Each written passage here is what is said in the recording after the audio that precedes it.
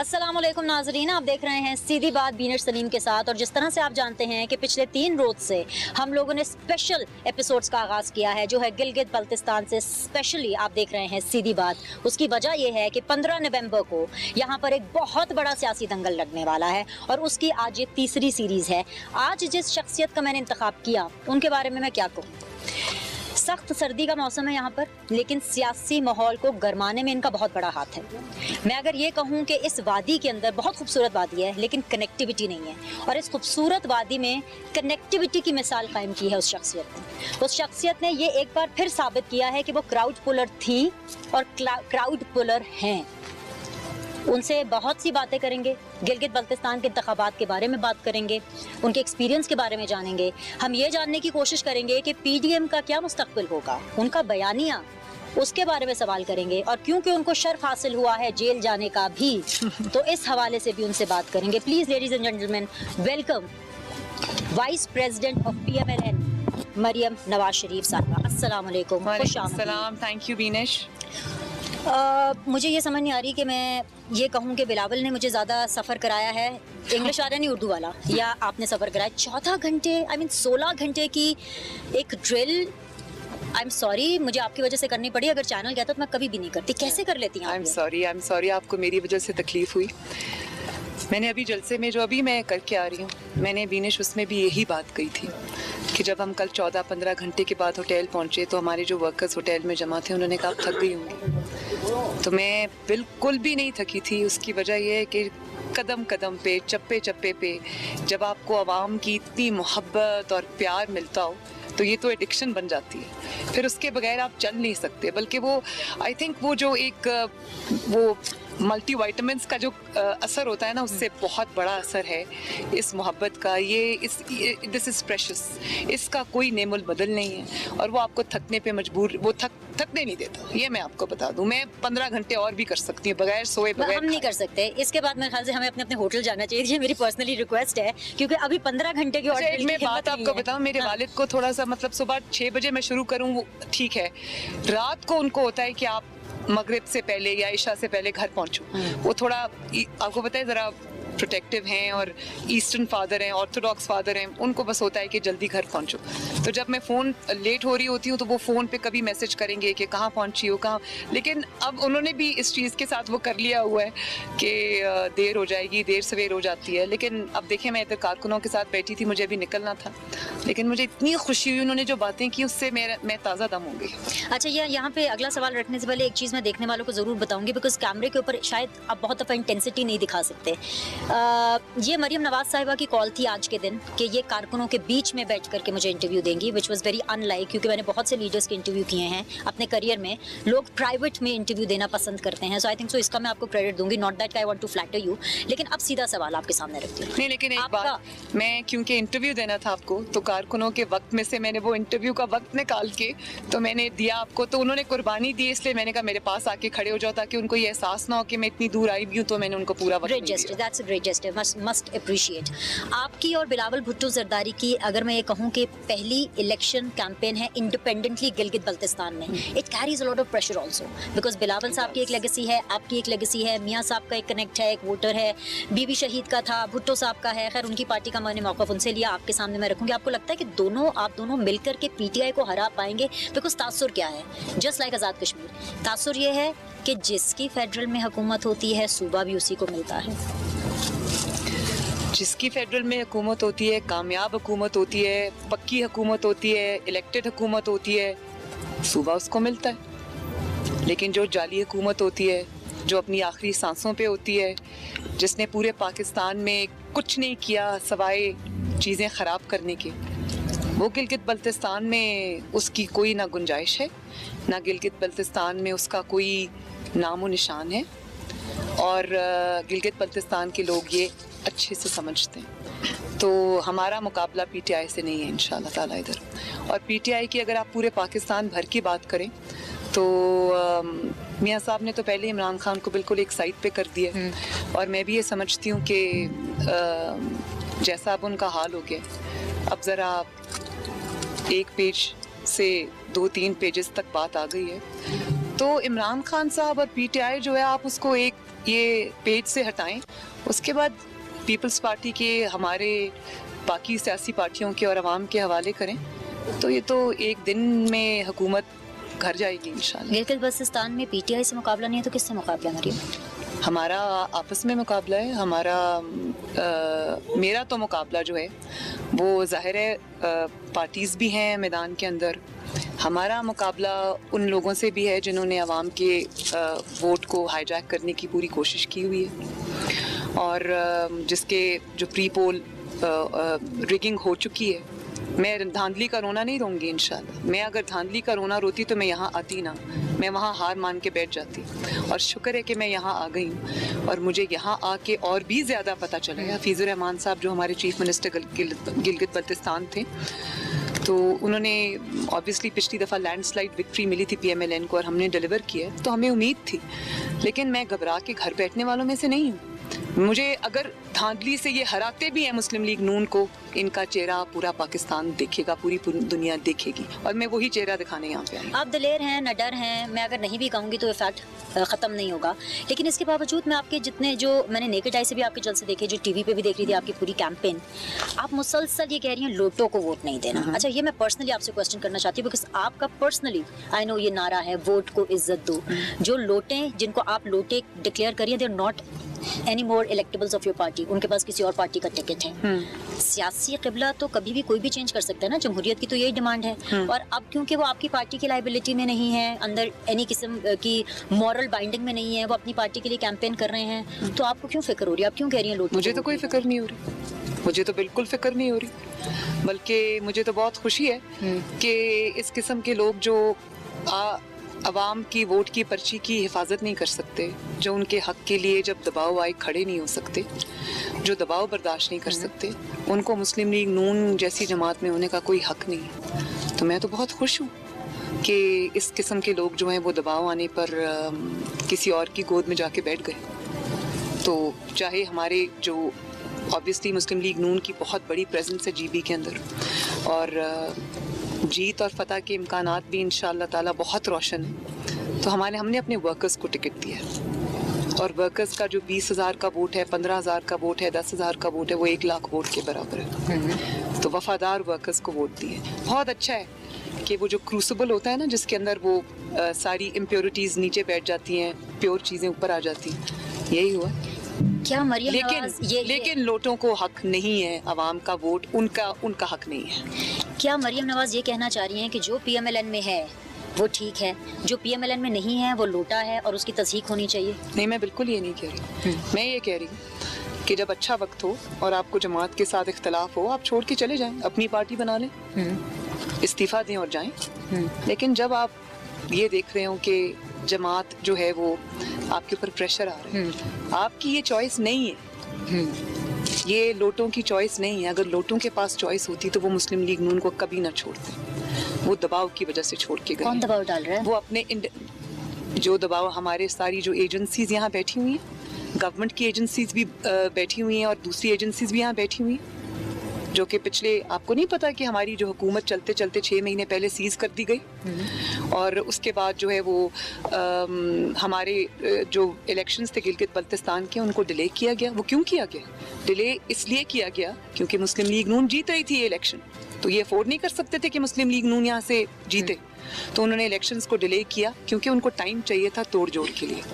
और वो उन्होंने हमारे जो उम्मीदवारों पे काम किया और ये है हमारे उम्मीदवार जो चले गए उनका गुनाह, या किसी भी पार्टी के लोटों का गुनाह, कि जब आप पे मुश्किल वक्त आए और आप दबाव का सामना नहीं कर सकते और आप छोड़ के चले जाओ, ये आपकी, this is not of their free will. जो दबाव के आगे खड़े नहीं हो सकता उसको अवामी नुमाइंदा बनने का कोई हक नहीं है। वो जब अवाम की खातिर उन पे दबाव आएगा वो छोड़ के भाग जाएंगे। मैं मियाँ साहब को सुन रही थी, आपके पार्टी के ताहयात कायद हैं, बड़े सीजन्ड पॉलिटिशियन हैं, वो अपने कारकुनान से ही, अपने पार्टी वर्कर्स से ही कह रहे थे कि मेरे बयानिए का बोझ हर कोई नहीं उठा सकता, जो चला जाना चाहता है, कोट अनकोट, कि जो जाना चाहता है वो चला जाए, हमें कोई नाराज़गी नहीं होगी। आपकी इलेक्शन कैंपेन की तकरीरों में लोटों के हवाले से थोड़ी सी खफकी मरियम नवाज के दिल में नजर आती है, वो खफकी जो कि नवाज शरीफ के बयान में बिल्कुल नजर नहीं। मुझे खफकी नहीं है। Okay. ये असूल की बात है। खफकी तो बिल्कुल भी नहीं है। मैं तो कह रही हूँ कि मैं खुश हूँ कि ऐसे जो चेहरे थे जो चले गए वो पहचाने गए, लेकिन मेरे तो असूल की बात है कि जो अवाम के वोट को इज्जत नहीं दे सकता वो अवाम को भी इज्जत नहीं दे सकता। और ये मुस्लिम लीग नून के लिए स्पेसिफिक बात नहीं है, this is not PMLN specific, ये this should be specific to every political party in Pakistan. Okay, what are you expecting out of Gilgit Baltistan election? 15 नवंबर को गिलगित बल्तिस्तान की आवाम क्या फैसला देती है? अगर कोई ऐसी सिचुएशन बन गई, हाइपोथेटिकली स्पीकिंग, कि आपको PTI के साथ हुकूमत बनाना पड़ गई या फॉर दैट मैटर आपको पीपल्स पार्टी के साथ हुकूमत बनाना पड़ गई, तो मरियम नवाज जो कि PDM में फिजिकली रूह रवा हैं क्योंकि नवाज शरीफ साहब तो बाहर हैं, तो आपका क्या डिसीजन होगा?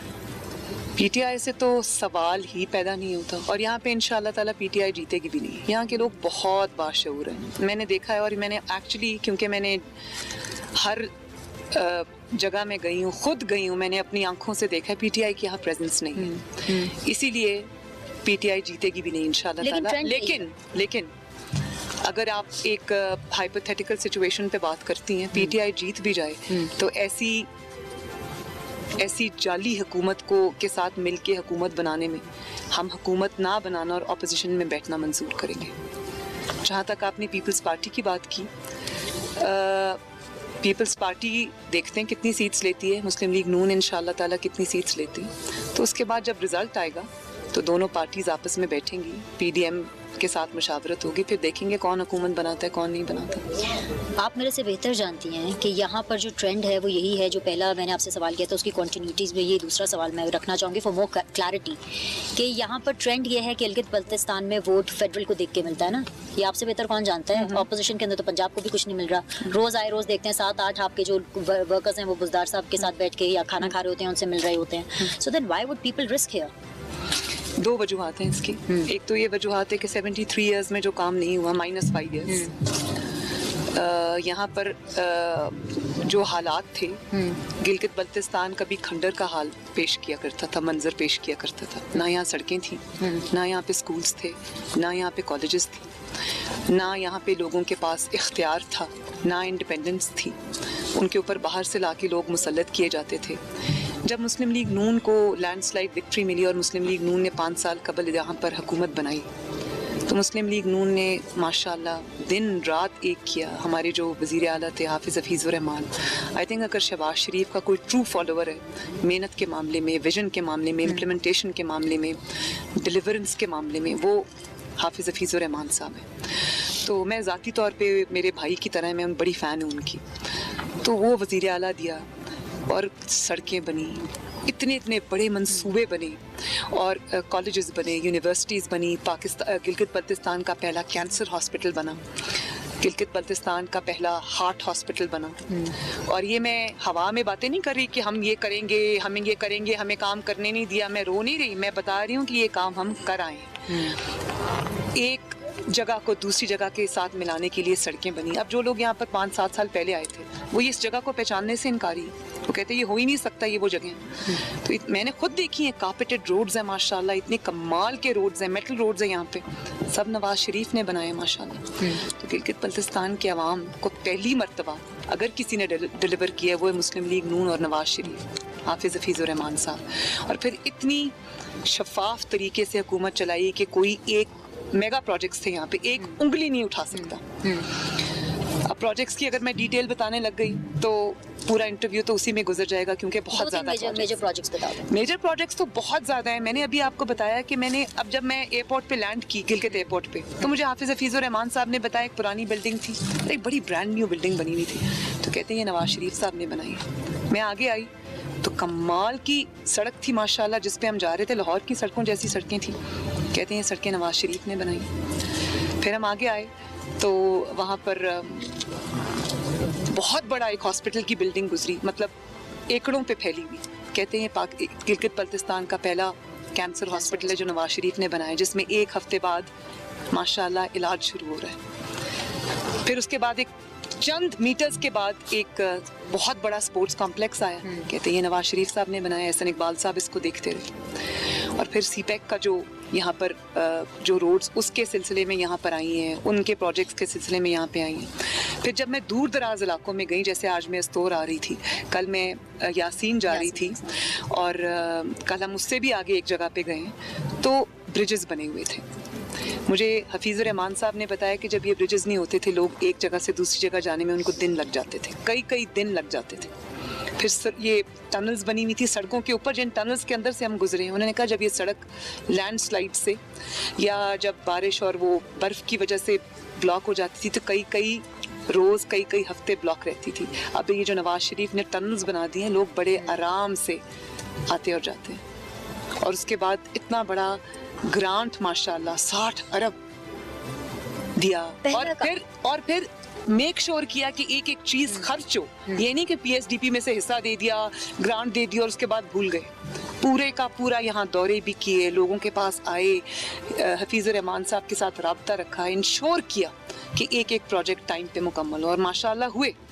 उसके बाद सेकंड वजह उसकी है कि आपने कहा कि हुकूमत वक्त के साथ जाती है। इसका जवाब मैं पहले भी दे चुकी हूँ। हुकूमत वक्त जो है, जाली हुकूमत, वो अब एक सिंकिंग शिप है जिसके ऊपर से लोग छलांगे लगाते हैं, उस पर सवार नहीं होते। तो गिलगित बल्तिस्तान के अवाम बहुत समझदार हैं, उनको ये पता है कि ऐसी जो हुकूमत अपने घर जा रही हो उसको वोट देना, क्योंकि जाली है, ना सिर्फ गुनाह है बल्कि अपना वोट ज़ाया करने वाली बात है। तो ये इंशाअल्लाह ताला बहुत सोच समझ के फ़ैसला करेंगे और शेर के हक में फैसला करेंगे इंशाल्लाह। पहला काम जो मरियम नवाज, और मैं एक बात और बता दूं, सॉरी मैं आपको इंटरप्ट कर रही हूँ, कि वो फैसला कर चुके थे, तभी तो प्री पोल रिगिंग हुई, तभी तो ये इलेक्शंस डिले हुए। अगर मुस्लिम लीग नून, हुकूमत तो यही थी ना, सिटिंग गवर्नमेंट जो है यही है ना, ये तब भी सिटिंग गवर्नमेंट थी, क्यों डिले की? इसीलिए डिले किए कि मुस्लिम लीग नून पहली मर्तबा सिटिंग गवर्नमेंट जाली होने के बावजूद मुस्लिम लीग नून जीतती नजर आ रही थी। ये है इसका सबूत। पहला काम जो मरियम नवाज साहिबा करेंगी अगर पीएमएलएन इलेक्शन गिलगित बल्तिस्तान में जीत जाती है तो वो क्या होगा?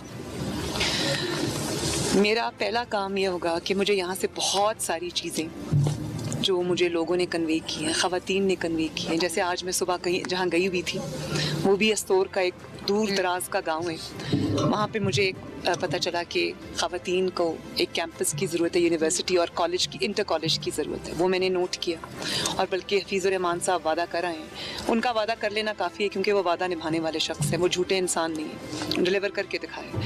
उसके बाद मुझे बहुत सारे स्टूडेंट्स ने ये कहा, जब मैं द्यामिर भाषा डैम द्यामिर की तरफ गई तो उन्होंने कहा कि द्यामिर भाषा डैम में नौकरियाँ जो जनरेट हो रही हैं वो बाहर से लोगों को ला के दी जा रही हैं सिफारिश पे। तो मैं ये समझती हूँ कि सबसे पहला हक नौकरियों के ऊपर जो है वो गिलगित बल्तिस्तान और ये जो द्यामिर भाषा डैम बन रहा है वहाँ के लोकल्स का है। फिर 4G की बड़ी डिमांड है। आप ये देखें कि यहाँ ज़ीरो कनेक्टिविटी है। मेरे घर वालों से, बच्चों से, वालिद से कोई राब्ता नहीं है, पूरा दिन राब्ता नहीं होता कि यहाँ से फ़ोन के सिग्नल्स तक नहीं है। ये हम कौन सी दुनिया में रह रहे हैं? और ये जो मोनोपोली जिन्होंने बनाई हुई है उनको सोचना चाहिए कि ये गिलगित बल्तिस्तान को उनके हक मिलने चाहिए। फिर यहाँ पर मज़ीद कैंपसेस बहुत अच्छे बने, यूनिवर्सिटीज़ पहली बनी है, मियाँ साहब ने बनाई है, तो उसके मज़ीद कैंपसेस अक्रॉस गिलगित बल्तिस्तान खुलने चाहिए। जो रोड्स कंप्लीट हो गई हैं वो तो कंप्लीट हो गई हैं, जो रह गई हैं, आधी बन गई हैं, आधी रह गई हैं, वो भी कंप्लीट होनी चाहिए और होंगी इंशाल्लाह। उसके तसलसल के लिए मुस्लिम लीग नून का वापस आना बहुत आपको पता है वक्त की कमी रहती है, आपके पास समय से भी ज्यादा है, but I have to take a break. जी, आपके बयानिए के ऊपर हम बात करेंगे, पीटीएम के मुस्तकबिल पर बात करेंगे, और जाते जाते जेल में वक्त कैसे बीता ये जरूर बताइएगा। ये मैं पर्सनली इंटरेस्टेड हूँ जानने के लिए। एक छोटा सा ब्रेक लेते हैं, ब्रेक के बाद वापस आएगा, कहीं मत जाएगा। Very much in conversation with the vice president of Pakistan Muslim League Noon. Will be back.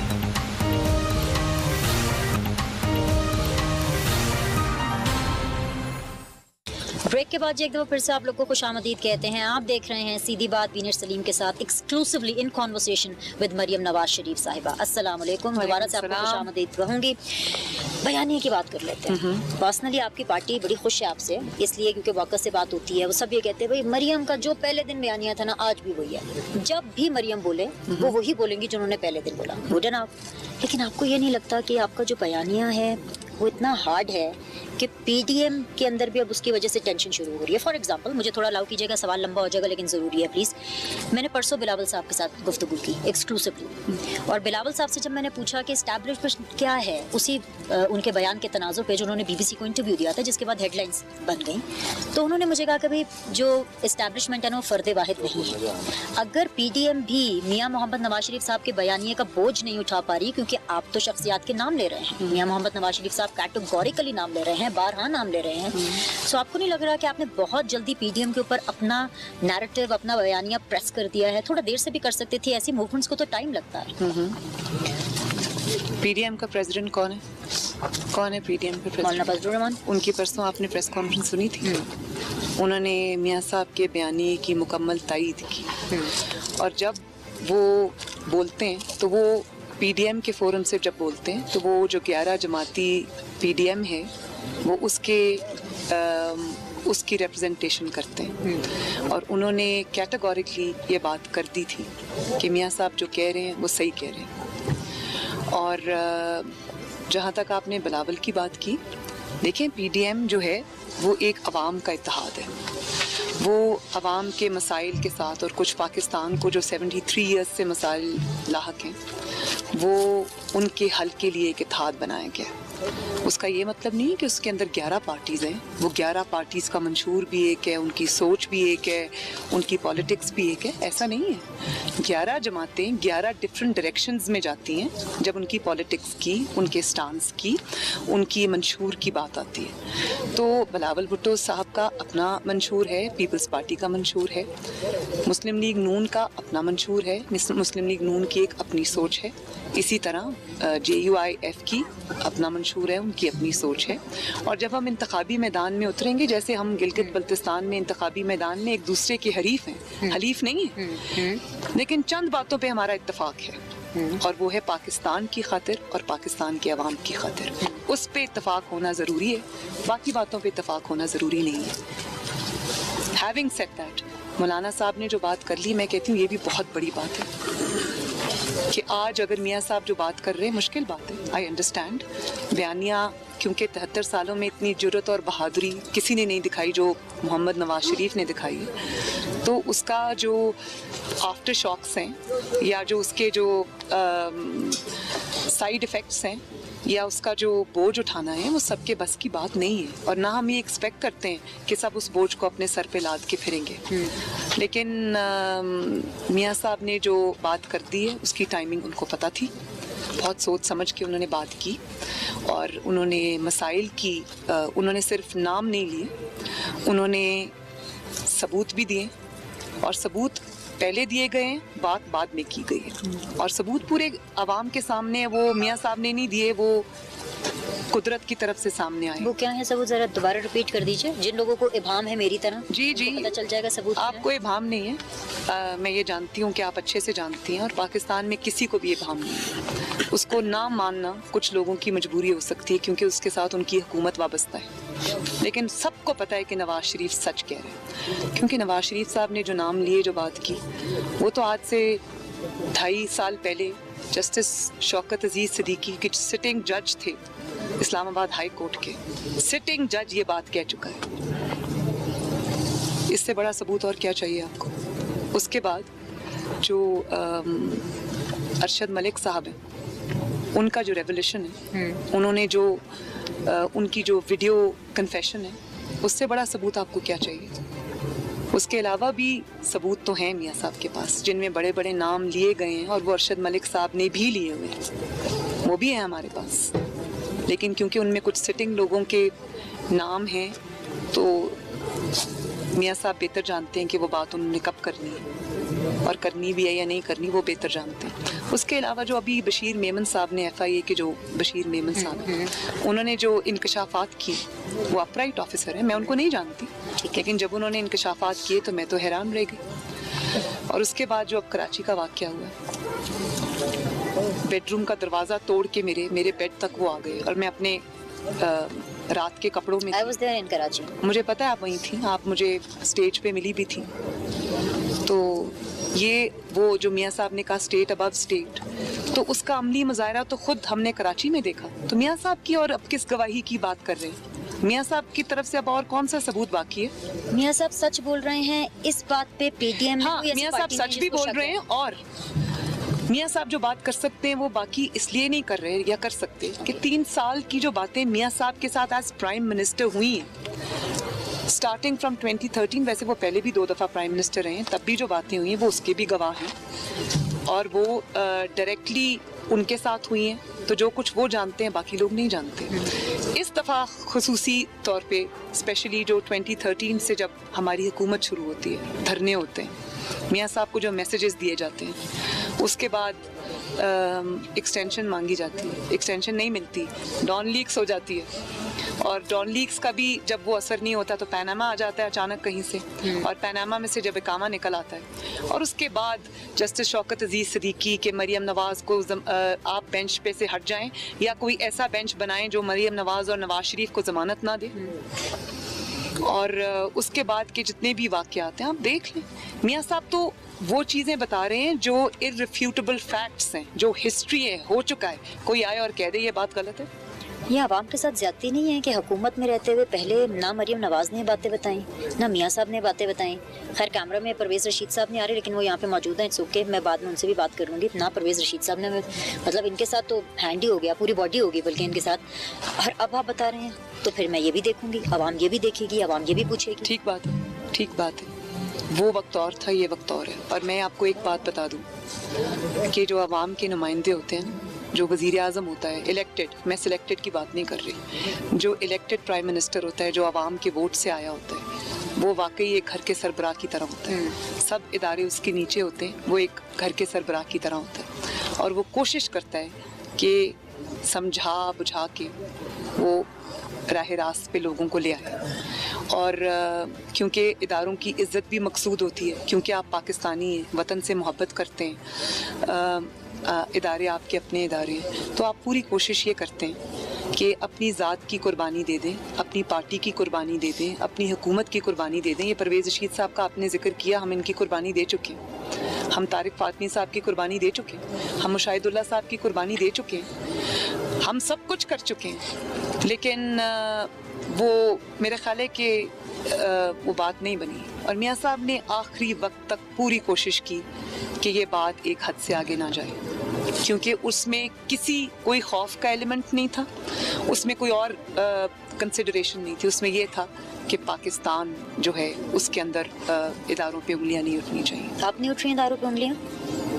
अब इलाज भी यही है। अगर आपने ये सब कुछ करने के बाद भी अगर ये चीज़ें मज़ीद बढ़ती जा रही हैं, तो फिर इसके सद्देबाब के लिए अब बीमारी का इलाज जो है, तो इलाज तो तशखीस करना पड़ेगा। और मैं मियाँ साहब की बात अलग, वो क्या सोच रहे हैं, किस तरह सोच रहे हैं, मैं जो सोचती हूँ, जो काम आवाम से छुपा के किया जाता है, जिस बात की आवाम को खबर नहीं होती, जो साजिशें ऊपर ही ऊपर चलती रहती हैं और कि जी लोगों में ना चली जाए, वो काम ठीक नहीं होता।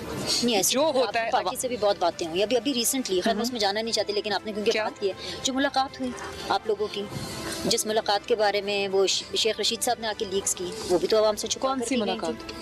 जो कुछ हायर अप्स की मुलाकात हुई थी गिलगित बल्तिस्तान के इलेक्शंस के हवाले से, जो हमें बताया गया, जिसमें आपकी पार्टी नहीं वो तो कोई ना सॉरी 1 मिनट, वो कोई ढकी छुपी मुलाकात नहीं थी।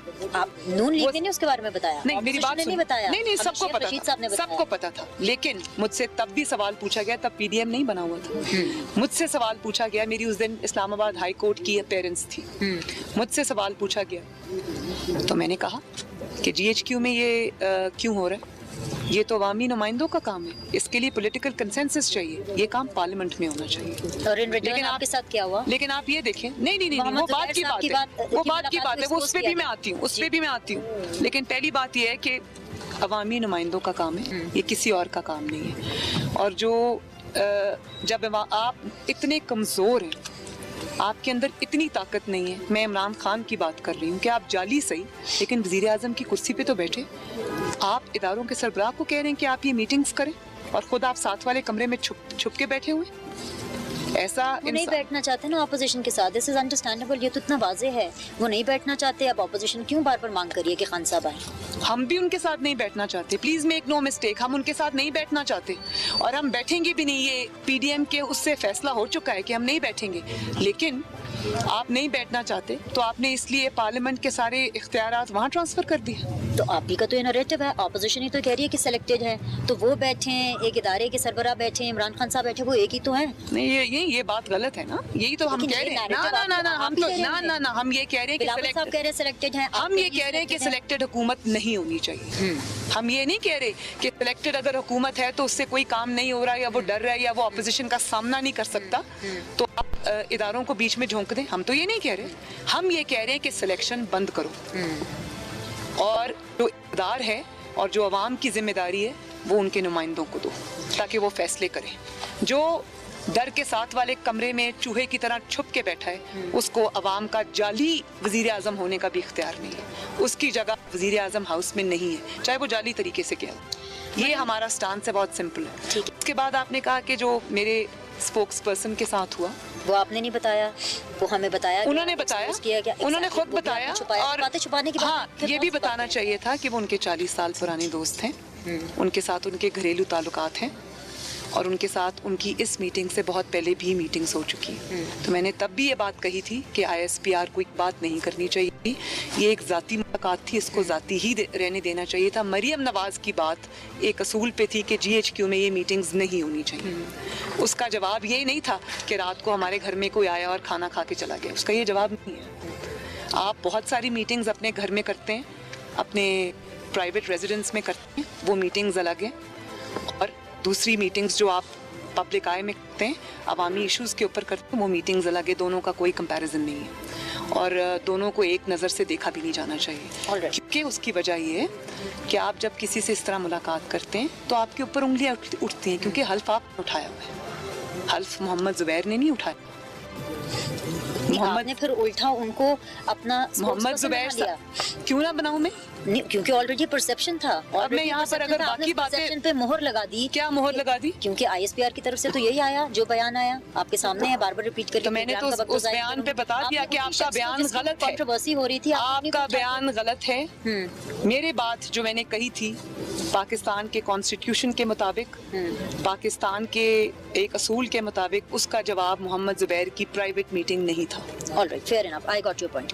मियां साहब का, आपकी फैमिली का, क्योंकि एक थोड़ा सा मुझे एक्सपोजर रहा है मिलने का, बड़े धीमे मिजाज के हैं सारे। आप बड़े एक एग्रेसिव मिजाज लेके सियासत में, या हालात भी कह सकती हैं, लेकिन क्या सिर्फ ऑपोजिशन डिस्ट्रक्टिव चीज़ के लिए ही हो सकती है? आपकी पार्टी आपको फ्यूचर प्राइम मिनिस्टर देखती है, क्या फ्यूचर प्राइम मिनिस्टर की यही अप्रोच होगी इश्यूज़ को देखने के लिए कि वो डिस्ट्रक्टिव सियासत करे? डिस्ट्रक्शन है ना, हुकूमत गिरानी है, सब इकट्ठे हो जाओ, नाम लो, एग्रेसिव तरीके से जो है तरीकों को रिएक्ट करें। कंस्ट्रक्टिव तरीके से भी तो बात हो सकती है, मिल बैठ कर भी बात हो सकती है, या शायद उस तरीके से बात हो सकती है जिस तरह से शहबाज शरीफ चाहते थे कि बात हो। ये भी तो एक तरीका है सच कहने का। उस तरह से बात नहीं हो सकती, उस तरह से वो उसको कमज़ोरी लिया जाता है। और जब उस तरह से बात करने की कोशिश की गई, मैं तो वैसे बात करने के हक में नहीं हूँ। इस जाली हुकूमत को ना एक्सेप्ट करती हूँ, ना इसके साथ बात करने पे तैयार हूँ, ना कभी भी इसको एक्सेप्ट करूँगी।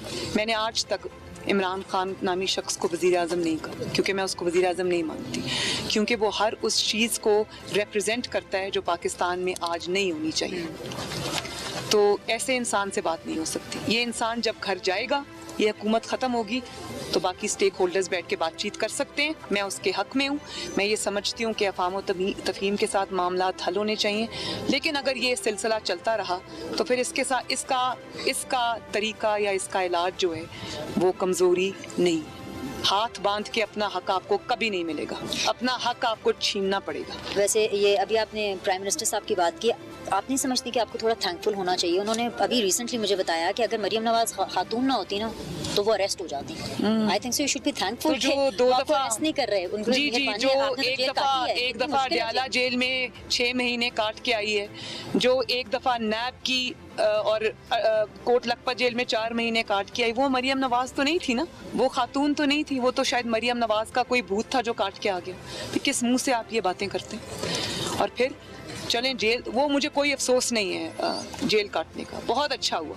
इनके चेहरे लोगों ने देखे कि ये इंतकाम में किस हद तक जा सकते हैं। जो कराची में हुआ मेरे साथ, मेरा दरवाज़ा तोड़ के अंदर आए, ये किस मुंह से औरत की इज्जत की बात करते हैं? किस मुंह से खातून की इज्जत की बात करते हैं? उसमें इमरान खान साहब का क्या लेना देना? हाँ बिल्कुल, वैसे ये बात ठीक है, उनका लेना देना नहीं है, क्योंकि उनको तो पता ही नहीं था इस मामले में। वैसे उनका कसूर नहीं है, लेकिन कसूर ये है कि आप सिलेक्टेड ही सही, आप वज़ीर आज़म की कुर्सी पे तो बैठे हो, तो आपको कम से कम पूछना तो चाहिए था कि ठीक है मुझे नहीं पता, मुझे किसी ने बताया भी नहीं, लेकिन ऐसा हुआ क्यों?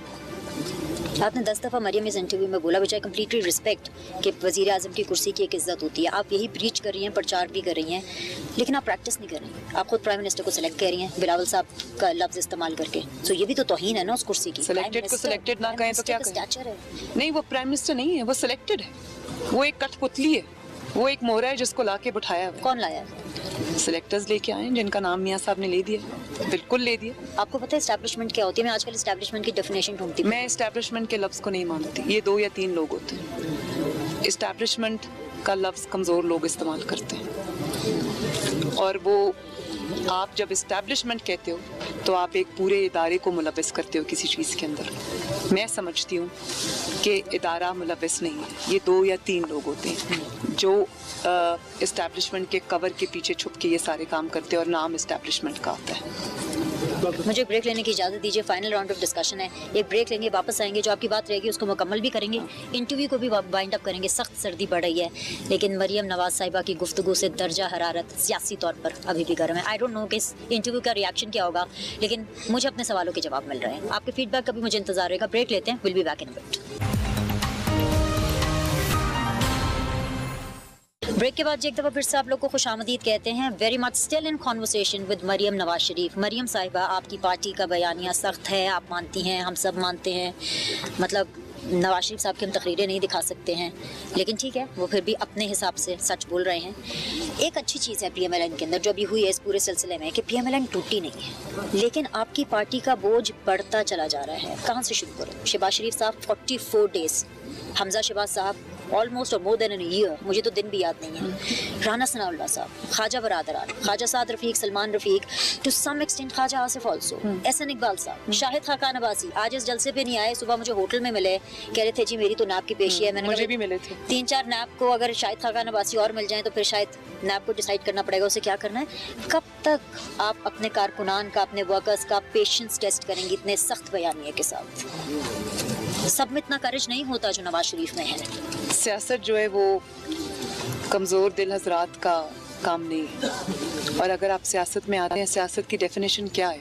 मेरी नज़र में सियासत की डेफिनेशन तोड़ जोड़ या हुकूमतें बनाना या इलेक्शन जीतना नहीं है। मेरी नज़र में सियासत की डेफिनेशन खिदमत है, और मेरी नज़र में सियासत की डेफिनेशन जो है वो नज़रिया है। मेरी नज़र में सियासत की डेफिनेशन जो है वो एक वो स्टांस लेना है जो आवाम की, मुल्क की, आइन की, कानून की बेहतरी के लिए। तो मुस्लिम लीग नून की जितनी भी कुर्बानियों का आपने जिक्र किया, हर लीडर ने तकरीबन ये सारी कुर्बानियाँ दी हैं। मुझे फ़ख्र है इस बात पर, क्योंकि जो भी अच्छी चीज़ होती है वो आसानी से नहीं मिलती।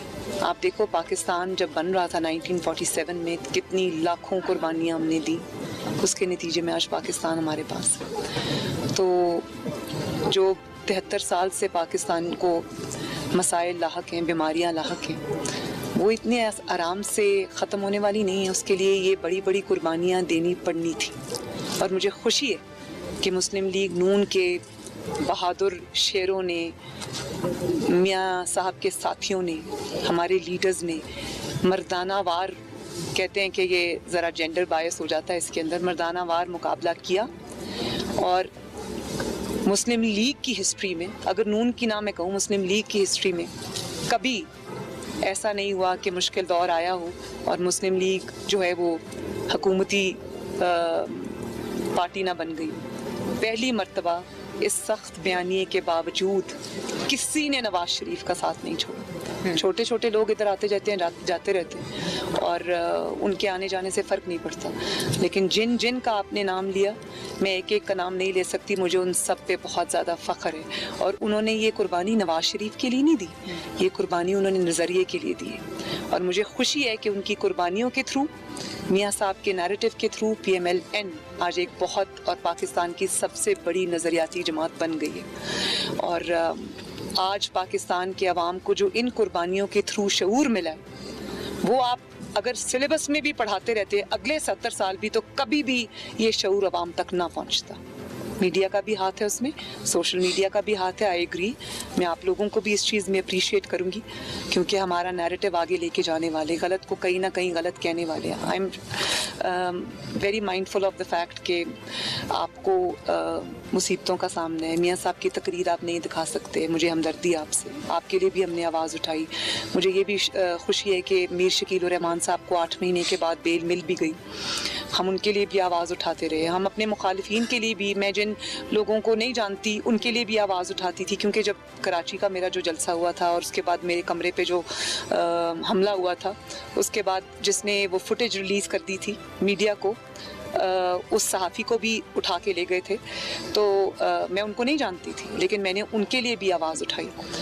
तो मुझे खुशी है कि आज ये कुर्बानियाँ देखकर, वो कुर्बानियाँ रायगा नहीं गई, वो सब कुर्बानियाँ का फल आज हमें मिल गया है जब अवाम में शऊर बेदार हो गया, अवाम में अपने वोट की इज्जत लेने का शऊर बेदार हो गया, अवाम में अपने हक का शऊर बेदार हो गया। और आज इसीलिए गलत काम करने वाले आपको डिफेंसिव पे नज़र आते हैं। ये है हमारी कामयाबी, अल्हम्दुलिल्लाह। आखिरी सवाल मैं आपसे करूंगी और उसके बाद एक छोटा सा मैसेज इलेक्शन कैंपेन के हवाले से दूंगी। आखिरी सवाल मेरा ये है, क्योंकि मैं बारहा कह रही हूँ कि आपकी पार्टी की, आप प्राइम मिनिस्टर की कैंडिडेट हैं, एटलीस्ट आपकी पार्टी तो ये कहती है, जब वो वक्त आएगा तब देख भी लेंगे कि इसकी फॉर्मल अनाउंसमेंट क्या होती है। बहुत अरसे के बाद पाकिस्तान में एक एग्रेसिव खातून ने एक पार्टी की वाइस प्रेसिडेंट के ओहदे को संभाला है। हमारी सियासत में अनफॉर्चुनेटली ये जो कल्चर एक दफ़ा दोबारा आ रहा है। एक दफ़ा पहले था हमारे पैदा होने से पहले, जब हमें हमारे पेरेंट्स बताया करते थे कि एक बड़ा अजीब सा इल्ज़ाम तराशी का कल्चर था। अब वो कल्चर दोबारा हो रहा है। मैं नाम नहीं लेना चाहती वज़ीर का, जिन्होंने कुछ नाज़िबा अल्फाज कहे, हाईली कंडेमेबल।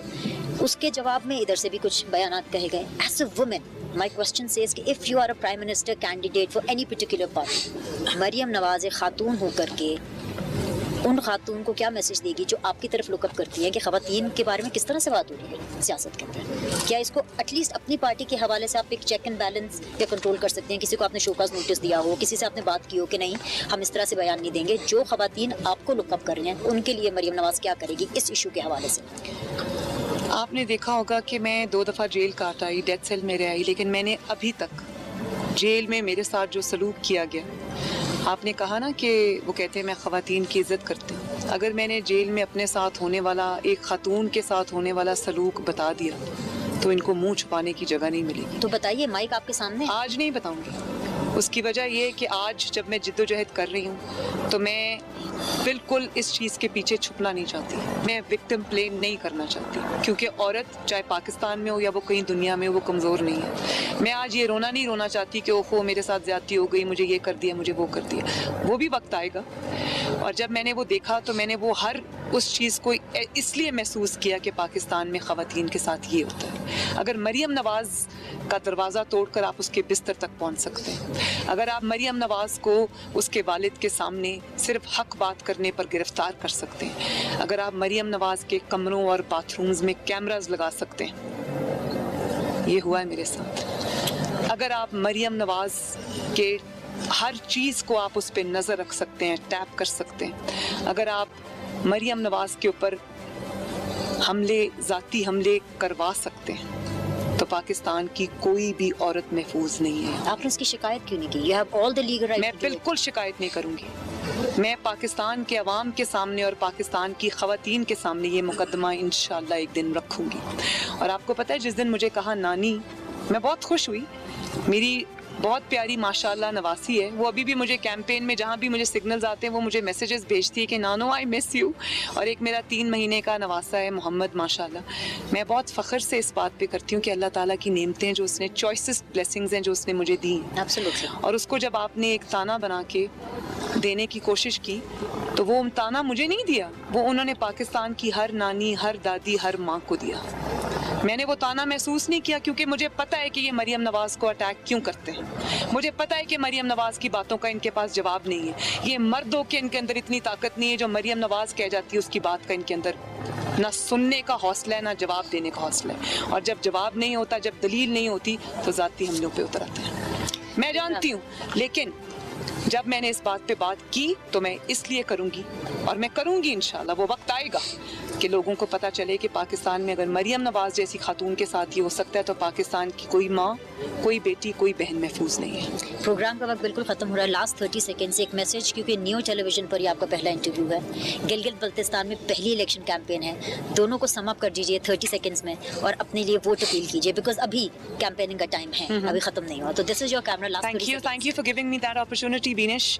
मैं गिलगित बल्तिस्तान के अवाम से दिन में कई मरतबा मुखातिब होती हूँ, कुछ बिल मुशाफा भी होता है, कुछ जलसों के थ्रू होता है, वर्कर्स के साथ मेरी बात होती है। तो सबसे पहले तो मैं आप सबका दिल की गहराइयों से शुक्रिया अदा करना चाहती हूँ कि आपने मुझे मेरे इस विज़िट के ऊपर वो मोहब्बत दी, वो शफ़क़त दी कि मेरे पास अल्फाज नहीं है कि मैं आपके साथ उसका आपको शुक्रिया अदा कर सकूं।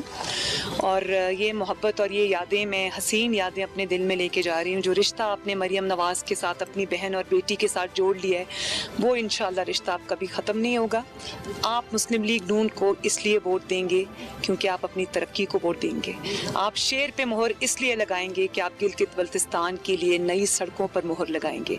आप शेर पे मोहर इसलिए लगाएंगे कि आप नए universities, colleges, female universities, girls campuses, girls colleges के ऊपर मोहर लगाएंगे।